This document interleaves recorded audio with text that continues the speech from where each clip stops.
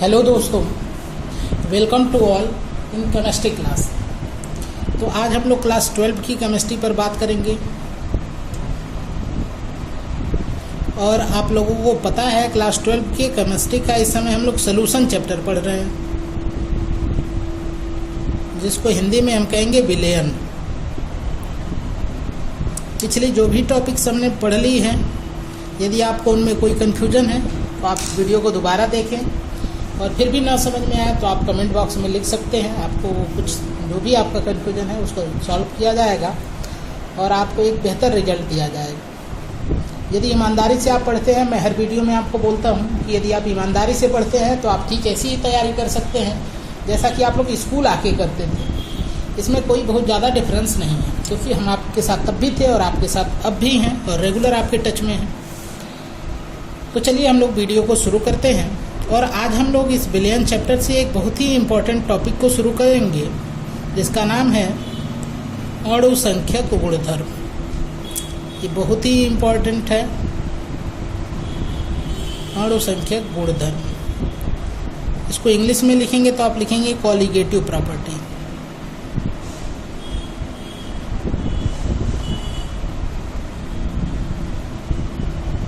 यहाँ से आपके कंपटीशन में, आपके बोर्ड में बहुत सारे क्वेश्चन बनते हैं। तो चलिए सबसे पहले हम देखते हैं अणु संख्यक गुणधर्म की परिभाषा क्या होगी। तो आप नाम से ही देखिए, यहाँ पे लिखा है अणु संख्यक, मतलब अणु की संख्या की बात होगी। कहीं ना कहीं अणु की संख्या की बात होगी। तो इसकी परिभाषा इसके नाम से ही हम समझ सकते हैं। हम इसको लिखेंगे विलयन के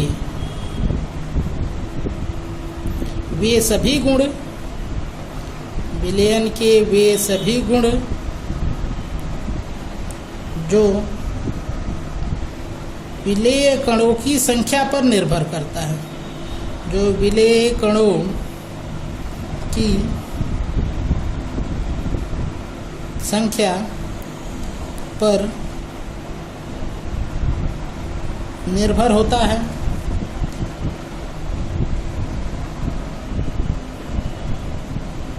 न कि विलेय की प्रकृति पर, न कि विलेय की प्रकृति पर। तो अभी इतना तो कॉमन सेंस है कि आप इस परिभाषा का अर्थ समझ चुके होंगे। मैं थोड़ा सा आपको इसको एक्सप्लेन भी कर देता हूँ। जैसे मान लीजिए हम विलेय के रूप में NaCl को ले रहे हैं, या फिर मान लीजिए हम KCl को ले रहे हैं। तो अणु संख्यक गुणधर्म ऐसे होंगे जो इस बात से निर्भर नहीं होंगे कि NaCl ले रहे हैं, KCl ले रहे हैं, मतलब कौन सा केमिकल कंपाउंड आप ले रहे हैं। अणु संख्यक गुणधर्म कुछ ऐसे गुण होते हैं कि बस इसकी संख्या पर निर्भर करेंगे कि NaCl की कितने अणुओं को आप बात कर रहे हैं, या फिर KCl के कितने अणुओं को आप ले रहे हैं। अब मान लीजिए कि हम NaCl की संख्या को अधिक रखते हैं, ठीक है, और KCl की संख्या को कम रखते हैं, तो जो भी अणु संख्यक गुणधर्म होगा इसका अधिक होगा। क्यों? क्योंकि यहाँ पे अणु की संख्या अधिक है। और यदि हम KCl के कणों की संख्या कम रखते हैं तो अणु संख्यक गुणधर्म का मान यहाँ पर कम होगा और यहाँ पर अधिक होगा। जब अणु की संख्या अधिक होगी तो अणु संख्यक गुणधर्म का मान भी अधिक होगा। अब मान लीजिए कि हम दोनों को बराबर कर देते हैं। जितना ये है, जितने NaCl के कण हैं उतने ही कण हम इसका रखते हैं, मतलब दोनों आपस में बराबर है। तो बराबर होने की अवस्था में जितना अणु संख्यक गुणधर्म इसका आएगा, NaCl का आएगा, ठीक उतना ही अणु संख्यक गुणधर्म मिलेगा KCl का। मतलब अणु संख्यक गुणधर्म कुछ ऐसे गुण होते हैं जो विलेय कणों की संख्या पर निर्भर करते हैं। विलेय कणों की संख्या बढ़ने पर वो बढ़ेंगे और घटने पे घटेंगे, लेकिन उसकी प्रकृति से कोई संबंध नहीं है। तो यहाँ से हमने एक बेसिक आइडिया दिया। अब कुछ लोग सोचेंगे, जो थोड़ा सा एडवांस माइंड लगाएंगे, कि जब हम विलयन में इसको घोलते हैं तो ये आयनित हो जाता है और यहाँ से बनता है Na+ और Cl-। तो इससे कोई दिक्कत नहीं है। तब आप दोनों की संख्या गिनेंगे कि Na+ और Cl- की कुल मिलाकर संख्या कितनी हो जा रही है, इस बात पर निर्भर करेगा अणु संख्यक गुणधर्म। ऐसे ही यहाँ पर भी आप आयनित कर सकते हैं K+ और Cl- में। तो कुल संख्या किस पर निर्भर करेगी कि जितने कण बन गए। अब इससे कोई मतलब नहीं है कि वो कण KCl है या K+ है, इससे कोई मतलब नहीं है अणु संख्यक गुणधर्म। जो अणुसंख्यक गुणधर्म होते हैं वो 4 होते हैं जो हमको पढ़ने हैं। तो उम्मीद है आपको बात समझ में आ रही है। अणुसंख्यक गुणधर्म की संख्या 4 होती है।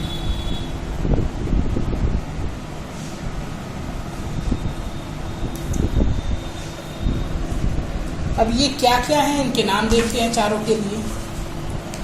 पर एक बात और भी आप ध्यान रखिएगा यहाँ पर कि आप एनसीईआरटी में थोड़ी सी आप डेफिनेशन अलग देख सकते हैं। हो सकता है आप ऐसा देखे हों कि अणुसंख्यक गुणधर्म विलयन के ऐसे गुण होते हैं जो विलेय कणों की संख्या और विलयन के कुल कणों की संख्या के अनुपात पर निर्भर करते हैं। तो ऐसा भी आप लिख सकते हैं, लेकिन ये जो मैंने लिखा है ये बहुत ही सिंप्लीफाइड लैंग्वेज में लिखा है, आप इसको भी लिख सकते हैं। अब 4 अणुसंख्यक गुणधर्म के हम नाम देखेंगे। तो पहले हम नंबरिंग दे देते हैं। देखिए 1 2 3 और ये हो गया 4।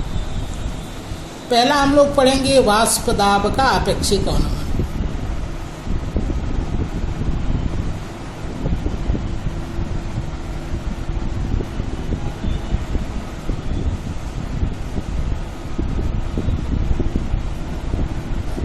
दूसरा हम लोग पढ़ेंगे क्वथनांक का उन्नयन।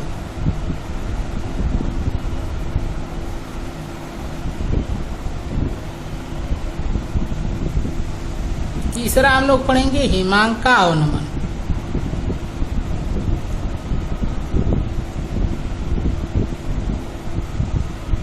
और चौथा हम लोग पढ़ेंगे परासरण दाब। ये 4 अणुसंख्यक गुणधर्म हमको अपने क्लास में यानी कि 12 क्लास में पढ़ने हैं। आज हम इसमें से एक को पढ़ेंगे। तो पहला हम लोग शुरू करने जा रहे हैं अब, जिसका नाम है वाष्प दाब का अपेक्षिक अवनमन। तो देखिए मैं यहाँ पे हेडिंग लिखता हूँ। नंबर 1 अणुसंख्यक गुणधर्म में जो आज हम लोग पढ़ेंगे वो पढ़ेंगे वाष्प दाब का अपेक्षिक अवनमन।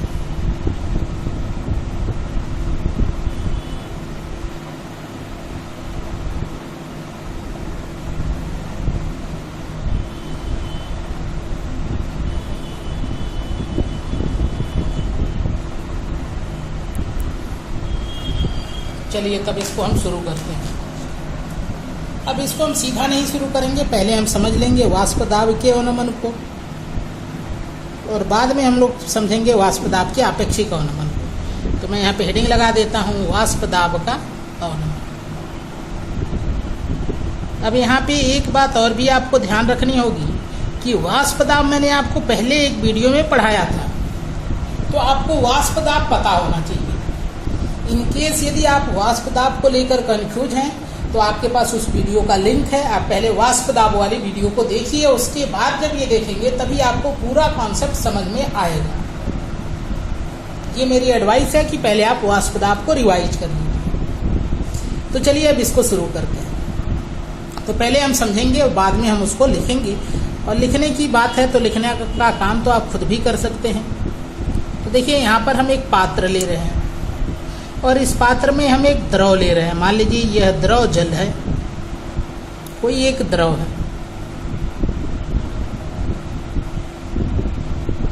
ये जो द्रव हमने लिया है ना, इसमें अभी हमने कुछ मिलाया नहीं है, तो इसलिए हम इसको कहेंगे शुद्ध द्रव या हम कह सकते हैं शुद्ध विलायक, क्योंकि इसको भी हम विलयन बनाएंगे तो विलायक के रूप में यूज करेंगे, शुद्ध विलायक है। ठीक है। आप जानते हैं इसके वाष्प दाब, कोई भी लिक्विड होता है, द्रव होता है, तो उसमें कुछ वाष्प दाब होता है। मान लीजिए ये जो शुद्ध विलायक है इसका वाष्प दाब है P1 नॉट। P1 नॉट हमने मान लिया इसके वाष्प दाब। आप जानते हैं कि वाष्प दाब कैसे आता है। तो जब इसको हम बंद करते हैं तो इसके जो सतह के अणु होते हैं ये वाष्पित होते हैं। देखिए मैंने अणु को यहाँ पे लाल रंग से दिखाया है। ये अणु यहाँ पे वाष्पित होंगे और वाष्प ये ऊपर इकट्ठा हो जाएगा और कुछ समय बाद यहाँ पे वाष्पन और संघनन में साम्यावस्था स्थापित हो जाती है और उस समय इस वाष्प का जो दाब होता है उसको हम कहते हैं वाष्प दाब। एक बात यहाँ पे आपको बेहद ध्यान रखनी है कि वाष्पन जो हो रहा है वो सतह से हो रहा है, क्योंकि मैंने 11th में आपको पढ़ाया था वाष्पन सतह पर होने वाली प्रक्रिया है, सरफेस फेनामेना। अब देखिए अब हम क्या करते हैं कि यही हमारे पास हमने वाष्प दाब को देखा, इसका P1 नॉट था। अब इसी द्रव को जो हमने यहाँ पे लिया है शुद्ध विलायक, इसी को हम ले रहे हैं यहाँ पर, और इस बार इसमें हम विलेय मिला देते हैं। मान लीजिए विलेय को हम यहाँ पे ब्लू कलर से बना रहे हैं, तो विलेय के अणु जो होंगे इस पूरे विलयन में पाए जाएंगे। आप जानते हैं कि जब विलयन बनता है तो विलेय के अणु पूरी तरह से फैले होते हैं, जो कि समांगी मिश्रण है विलयन। विलेय के कुछ अणु ऐसे भी होंगे जो सतह पर पाए जाएंगे, तो सतह पर भी मैंने बना दिया है। और साथ साथ आप जानते हैं विलायक के अणु तो सतह पर थे ही, तो विलायक के अणु भी सतह पर है। यहाँ तक क्लियर है। तो हमने अब क्या किया है, अब इसको लिया है कि विलयन, और इस विलयन को हमने कैसे बनाया है, तो ये वाला शुद्ध विलायक था जिसमें हमने कोई ठोस विलेय मिलाया है। तो ये विलयन हमने यहाँ से शुद्ध विलायक लिया था जो पहले था हमारे पास, तो शुद्ध विलायक लिया। मान लीजिए आप पानी ले सकते हैं इसके जगह पर, और इसमें जो विलेय हमने मिलाया वो ठोस था। ठीक है, मान लो आप चीनी मिला देते हैं, चीनी घोल देते हैं, तो आपने ठोस विलेय मिलाया। आप जानते हैं ठोस जो होते हैं वे वाष्पित नहीं होते हैं। अब इसके वाष्प दाब को हम देखते हैं, मेजर करते हैं, इसका मापन करते हैं, देखते हैं इसका वाष्प दाब कितना है। तो ऐसा देखा जाता है प्रैक्टिकली कि जो वाष्प की मात्रा है यहाँ पर ऊपर वो कम हो जाती है। देखिए यहाँ पे वाष्प ज़्यादा था, यहाँ पे कम हो, और जब वाष्प कम हो जाएगा, और ये वाष्प तब तक कम रहता है जब तक साम्यावस्था स्थापित हो जाती है, उस समय की हम बात कर रहे हैं। तो जब संघनन और वाष्पन में साम्यावस्था स्थापित हो जाती है उस समय हम देखते हैं कि यहाँ पे वाष्प की मात्रा कम है। शुद्ध विलायक की अपेक्षा यहाँ पर वाष्प की मात्रा विलयन में कम। अब जानते हैं जब वाष्प की मात्रा कम हो जाएगी तो वाष्प दाब भी कम हो जाएगा। यानी कि हम कह सकते हैं कि जब किसी शुद्ध विलायक में, आप लिख लीजिएगा, हम कह सकते हैं कि जब किसी शुद्ध विलायक में हम अवाष्पशील विलेय मिलाते हैं तो बने विलयन का जो वाष्प दाब होता है वो शुद्ध विलायक की अपेक्षा कुछ कम हो जाता है। पहले जो शुद्ध विलायक का वाष्प दाब था उससे कुछ कम हो जाएगा विलयन का वाष्प दाब, और इस घटना को हम कहेंगे वाष्प दाब का अवनमन। तो उम्मीद है आपको समझ में आ गया होगा। आप वीडियो को स्लो करके या पॉज करके आप लिख भी सकते हैं। हम लिखेंगे कि शुद्ध विलायक में जब कोई अवाष्पशील या ठोस विलेय मिलाते हैं तो बनने वाले विलयन का वाष्प दाब शुद्ध विलायक की अपेक्षा कुछ कम हो जाता है। इस घटना को हम कहते हैं वाष्प दाब का अवनमन। तो इसको आप घर पे लिख लीजिएगा। अब यहाँ पे आपके माइंड में एक क्वेश्चन आएगा कि सर कम हो गया, ये तो आप याद करा दिए, लेकिन कम क्यों हो गया? तो इसको आप समझते हैं। तो अभी मैंने आपको बताया कि जो वाष्पन है वो सतह पर होने वाली क्रिया है। ठीक है, तो देखिए यहाँ पर अब सतह की बात करें तो सतह पर देखिए दो प्रकार के अणु हैं। ये लाल वाले जो अणु हैं ये तो वाष्पित हो जाएंगे, ये वाष्प बन जाएंगे, लेकिन जो ये हमने नीले कलर से बनाया है ये वाष्प नहीं बन पाएगा। क्यों नहीं बन पाएगा? क्योंकि ये विलेय का है, और विलेय जो है अवाष्पशील है। यानी कि यदि हम सतह पर ऐसे अणु देखें जो कि वाष्पशील हैं तो उनकी संख्या बहुत कम है, यानी कि विलायक के अणुओं की संख्या कम है। और पहले देखिए सतह पर सारे अणु विलायक के ही थे तो उनकी संख्या ज़्यादा थी, तो इसलिए यहाँ पर वाष्प ज़्यादा बन जाता था और यहाँ पे वाष्प कम बन जाएगा। क्योंकि वाष्पन सतह से होने वाली प्रक्रिया है, सतह पे वाष्पशील अणुओं में कमी आ जाएगी तो वाष्पन में कमी आ जाएगी, तो वाष्प दाब में भी कमी आ जाएगी। तो कारण भी आप लिख लीजिएगा अपने नोट्स में, और उम्मीद है आपको कारण भी समझ में आ गया होगा। कोई ऐसी बात नहीं है जो आपको न समझ में आए, बहुत ही आसान है। तो अब देखिए यहाँ पे हम एक सूत्र लिख सकते हैं वाष्प दाब के अवनमन के लिए। तो अब लिखेंगे वाष्प दाब का अवनमन बराबर शुद्ध अवनमन में कितनी कमी हुई, वाष्प दाब की कमी को अवनमन कहेंगे। तो यहाँ पे हम लिखेंगे शुद्ध विलायक का वाष्प दाब, क्योंकि पहले ये अधिक था, शुद्ध विलायक का वाष्प दाब, और माइनस हम लिखेंगे विलयन का वाष्प दाब। एक लाइन में नहीं आया है तो मैं नीचे लिख दे रहा हूँ, विलयन का वाष्प दाब। तो ये हो गया वाष्प दाब में अवनमन के लिए सूत्र। अब मान लीजिए वाष्प दाब के अवनमन को हम डेल्टा पी से लिखते हैं, तो बराबर हम लिखेंगे शुद्ध विलायक के वाष्प दाब को अभी हमने लिखा था P1 नॉट से, और विलयन के वाष्प दाब को मान लीजिए हम प्रदर्शित करते हैं P1 से, तो इस समीकरण को भी हम लिख सकते हैं। ये वाष्प दाब के अवनमन के लिए हो गया और इसको याद करने की जरूरत नहीं है, ये तो आप बहुत आसानी से समझ सकते हैं। अब यहाँ पे हम यूज करेंगे राउल्ट लॉ को। तो राउल्ट का नियम आपको पहले ही पढ़ा दिया गया है।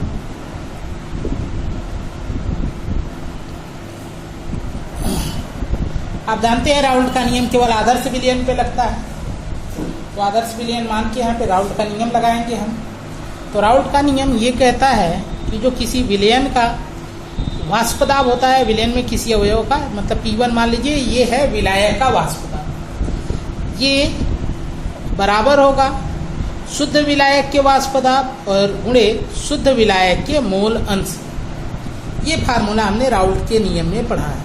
यहाँ पे P1 क्या है? P1 है विलयन के किसी एक घटक का वाष्प दाब। यहाँ पर हम किसको ले रहे हैं? विलायक का वाष्प दाब। P1 नॉट क्या है? शुद्ध विलायक का वाष्प दाब। और X1 क्या है? विलायक का मोल अंश। अब देखिए यहाँ पे आपको एक कंफ्यूजन हो सकता है, आप कहेंगे अब सर विलयन के वाष्प दाब को यहाँ पे P1 लिखे हैं और इस बार इस P1 को आप कह रहे हैं कि ये विलायक का वाष्प दाब है, तो इसको लेकर आप कंफ्यूज हो सकते हैं। तो अभी हमने पढ़ा कि यहाँ पर जो वाष्प दाब बनेगा या वाष्प दाब आएगा वो किसके वजह से आएगा?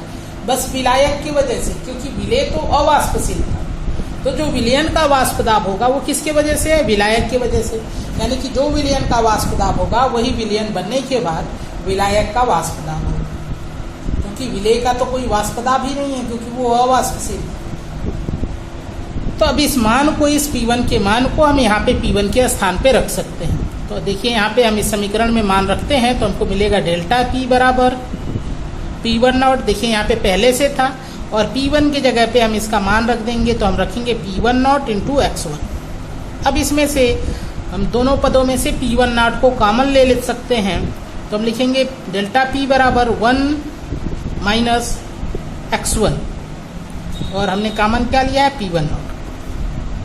देखिए इधर मैं लिखता हूँ, अब P1 नॉट को मैं क्रॉस मल्टीप्लाई करके नीचे भेज दूँ तो मैं लिखूँगा delta P upon P1 not बराबर 1 माइनस X1।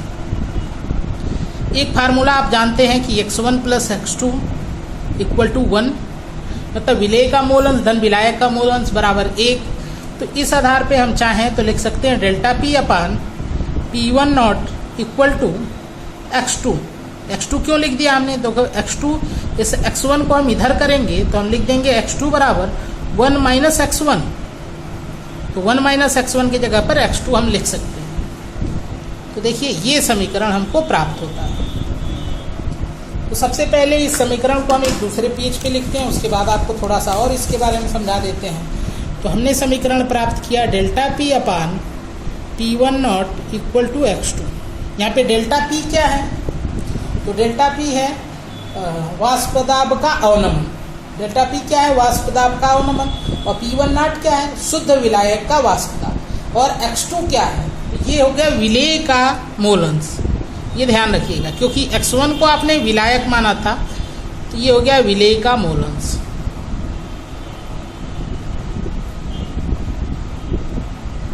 यहाँ पे ये विलेय का मोल अंश है, ये है विलयन के वाष्प दाब में कमी, और P1 नॉट है शुद्ध विलायक का वाष्प दाब।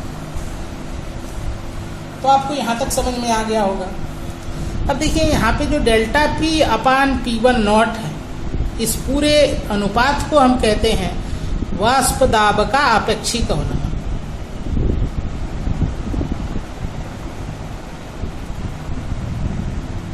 वाष्प दाब का आपेक्षिक अवनमन।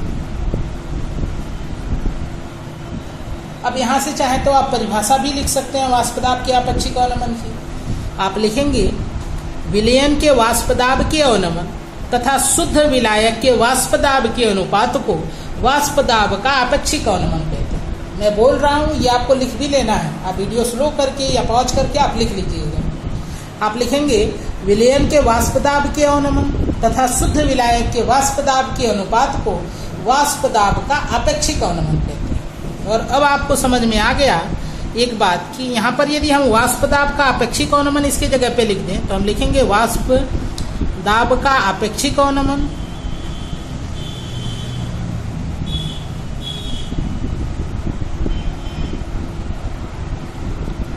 बराबर x2, या इसको आप प्रोपोर्शनल भी कह सकते हैं। यानी कि वाष्प दाब का आपेक्षिक अवनमन विलयन का एक ऐसा गुण है जो कि विलेय के मोल अंश पर निर्भर करता है, और विलेय के मोल अंश को ही आप कह सकते हैं विलेय के मोलों की संख्या बटे विलयन के सभी अवयवों के मोलों की संख्या। यानी कि आप थोड़ा सा और भी लिख सकते हैं, आप ऐसे लिख सकते हैं वाष्प दाब का आपेक्षिक अवनमन, वाष्प दाब का आपेक्षिक अवनमन मैं शार्ट में ऐसे लिख देता हूँ प्रोपोर्शनल विलेय के मोलों की संख्या, विलेय के मोलों की संख्या। अब कैसे रख दिया तो ये भी मैं आपको थोड़ा सा बता देता हूँ, क्योंकि x2 बराबर होगा विलेय के मोलों की संख्या और अपान, तो देखिए मैं शार्ट में लिख देता हूँ विलेय के मोल बटे विलेय के मोल धन विलायक के मोल, विलेय के मोल और धन विलायक के मोल। ये मैंने आपको मोल अंश में समझाया था। आप मोल को मोलों की संख्या भी लिख सकते हैं। तो यहाँ से हमने देखा कि वाष्प दाब का जो आपेक्षिक अवनमन है वो विलेय के मोलों की संख्या यानी कि विलेय के कणों की संख्या पर निर्भर करता है। आप जानते हैं मोलों की संख्या को हम कणों की संख्या भी कह सकते हैं। तो ये आज हमने एक कॉलिगेटिव प्रॉपर्टी को पढ़ा। इसमें से कुछ पार्ट अभी आपको बच जा रहा है, जिसको मैं आपको अगले सेक्शन में पढ़ाऊंगा, अगली वीडियो में, क्योंकि वीडियो ज़्यादा बड़ी हो जाएगी तो आप लास्ट तक नहीं देखेंगे।